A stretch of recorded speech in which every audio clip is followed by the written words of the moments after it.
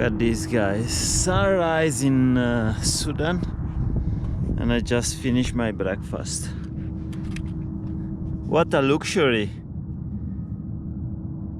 Melon in the desert. Can you see this stone is white and all the other stones around are black?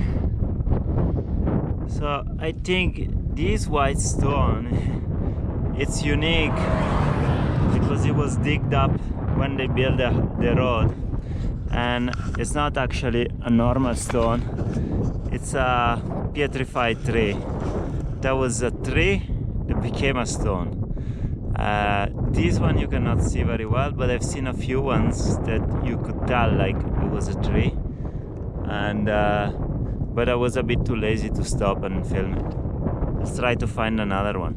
Okay, you can see it better here. You can tell that was a log, and you can still count the ears of this log. See?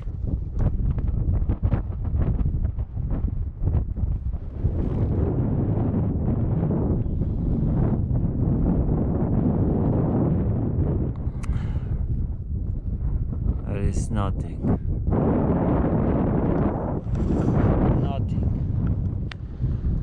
Nothing. There is nothing.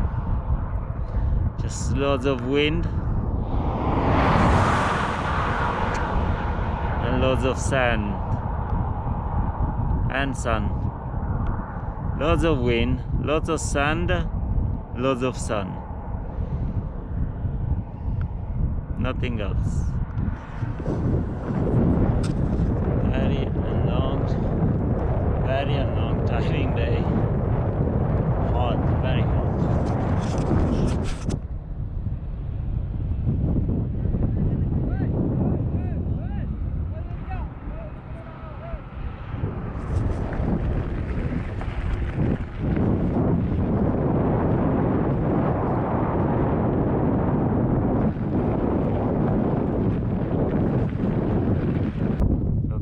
Guys, the pyramids in Sudan. Bittersweet moment because today my phone did not survive the heat of Sudan. It's about 50-51 degrees, and the battery popped up, pushed the display of my iPhone out, and doesn't power on anymore. I will try to see if there is someone that can fix it somehow. I doubt it because almost nobody has an iPhone. It's still a very old iPhone. It's a 5C or something like that. And yeah, tomorrow is Friday as well. Everything is closed. So I don't know, I had some indication of where to spend the night today, and I don't know where to go. And I was supposed to do like a route that from this city would take me to Dongola, and it was a very lonely road with no villages. But now I have no navigation. I don't even know if I can find some maps. I will try to find some maps.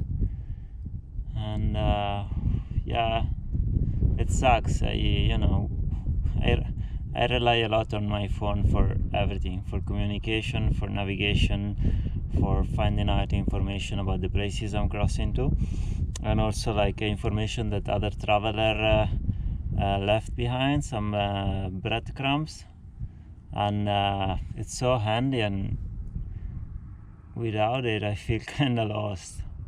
And also like to talk to the people that loves me. Yeah, but well, let's try to enjoy the view one more time. Some pyramids here as well that I could climb. I don't feel in the mood. And yeah, so basically there's a bigger city behind her. So I will go around and just see if I can find someone that can fix phones. Yeah, that's it, guys. Let's see how we can solve this problem too.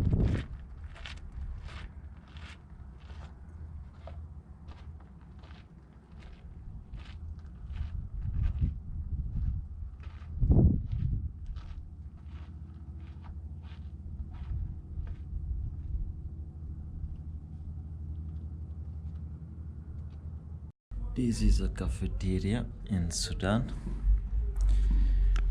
and those are the beds where I spend most of my time between 12 and 4 p.m. because it's so hot, it's impossible to cycle. You know, it's 4 hours, this bike has been in the shade and I touch it and it's hot. It's unbelievable. Never experienced anything like this. We're about 50 degrees Celsius. It's mental. But now it's 4 p.m. Well, it's 3:45. I'll get ready, 15 minutes. Get some cold water, drink a Coke, and hit the road. Before I hit back to the road, dates time. So I have some dates. Those are more expensive, I don't know why. These are the ones I choose because they're not so dry as these other ones that are like a rock.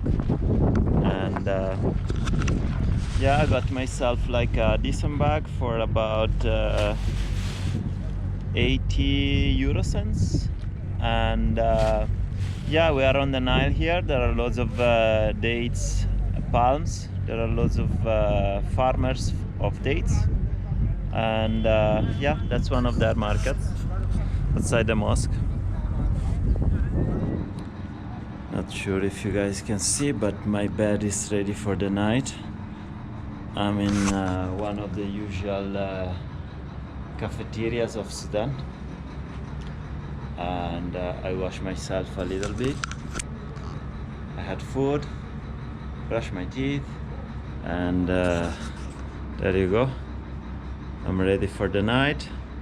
Hopefully there are no mosquitoes. That's my bike. This is my bed. My winter jacket is my pillow. And yeah, this is a fun too. Good night, guys. Sudan.